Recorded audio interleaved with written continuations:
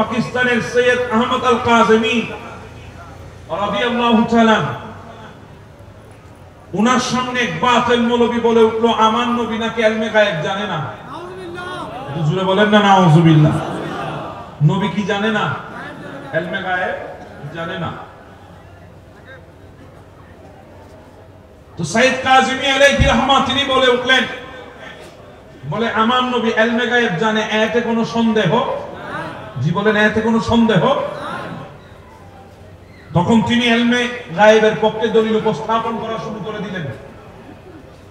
আর এইদিকে ওই বাতিল মৌলবী ইলমে গায়েবের বিপক্ষে দলিল উপস্থাপন শুরু করলেন। যখন সৈয়দ কাজেমি আলাইহি রাহমাত এক এক দলিল যখন তার সামনে যাচ্ছে, সে সহ্য করতে না পেরে সৈয়দ কাজেমি আলাইহি রাহমাত তিরমিজি শরীফ থেকে একটা হাদিসে মুবারাকা দলিল হিসেবে পেশ করেছেন।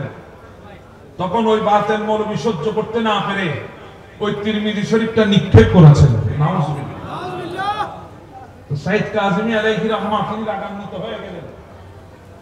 রাগান্বিত হয়ে তিনি বলছেন, এই বদমাশ, তুমি আমার নবীর হাদিসে মুবারাকাকে নিক্ষেপ করেছো, তুমি আমার নবীর এই হাদিস শরীফের সাথে এত বড় গুস্তাখি করেছো, তোমার সাথে আর মুনাজারা হবে না, এবার তোমার সাথে মুবাহালা হবে। কি হবে? মুবাহালা। এই কথা যখন শুনলেন তখন ওই বান্দা রাজি হলো, ঠিক আছে আমি আপনার সাথে মুবাহালা করব, আমি আপনার সাথে মুবাহালার জন্য প্রস্তুত আছি। তখন মুবাহালা সামনাসামনি হলো। সাইদ কাজী বলে, তুমি বদদুয়া করবে, যদি তুমি হকের উপর থাকো আল্লাহ যেন আমি সাইদ কাজীকে ধ্বংস করে দেয়, আর আমি বদদুয়া করব আল্লাহ আমি যদি হকের মধ্যে থাকি আল্লাহ যেন তোমাকে ধ্বংস করে দেয়। এভাবে মুবাহালা হলো। মুবাহালার সময় সীমা শেষ। একজন আরেকজনকে অভিশাপ দিল, বদদুয়া করলো, মাহফিল শেষ, যার যার ঘরে চলে গেছে। যাওয়ার পর পরের দিন সকালবেলা ওই বাতিল মৌলবী ঘুম থেকে উঠে তার একটা নির্দিষ্ট জায়গা আছে যেখানে সে ইলমে হাদিসের দরস দিত। সেখানে গিয়ে যখন সে ইলমে হাদিসের দরস দিচ্ছে, হঠাৎ তার মুখের গহ্বরের ভেতর থেকে জিহ্বাটা বেরিয়ে গেছে, সে আর জিহ্বাটাকে ভেতরে ঢুকাতে পারছে না। এইভাবে 3 দিন কিংবা 5 দিন দুনিয়ার জমিনে ছিল। এরপরে দুনিয়া থেকে বিদায় হয়ে গেছে। তো যেখানে সৈয়দ কাজেমি আলাইহি রাহমার মতো আশিকে রাসূলের সাথে মুবাহালা বাতিলরা টিকতে পারে নাই, সেখানে আমার নবীর সাথে মুবাহালা কঠিন না সহজ?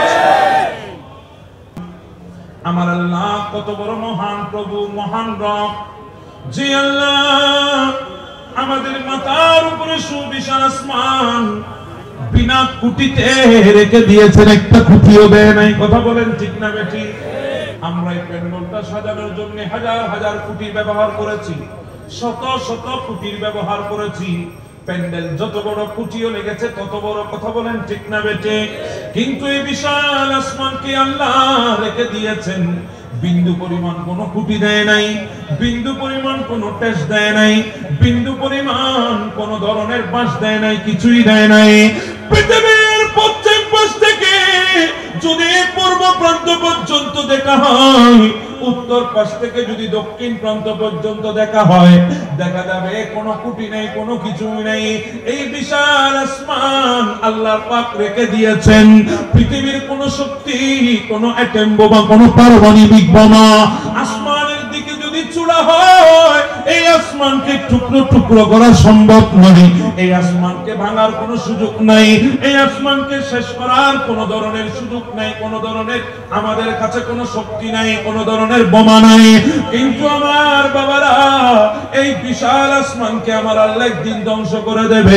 ইদাস সামাউ ফাতারাত ওয়া ইদাল কাওয়াকিবু ইনতাদারাত ওয়া ইদাল বিহারু ফুজ্জিরাত ওয়া ইদাল কুবুরু বাফিরাত। এই বিশাল আসমান একদিন খন্ড খন্ড হয়ে জমিনে পড়বে। কথা বলেন ঠিক না বেটি? একটু আওয়াজে বলেন ঠিক কি না? এই বিশাল আসমান জমিনের মধ্যে পড়ে যাবে। আসমানের যে তারকাগুলো দেখতেছেন, ওই তারকাগুলো জমিনের মধ্যে কষে কষে পড়বে। শুধু তারকা পড়বে আসমান পড়বে এমনটি নয়, জমিনের ভেতরে যেগুলা আছে জমিন এগুলা ভূমি করে সবগুলা বের করে দেবে। যিনি পৃথিবীটা সাজিয়েছেন উনি পৃথিবীটা মুহূর্তের মধ্যে ধ্বংস করে দিতে পারে। কথা বলেন ঠিক না বেটি? এটা আওয়াজে বলেন ঠিক কি না?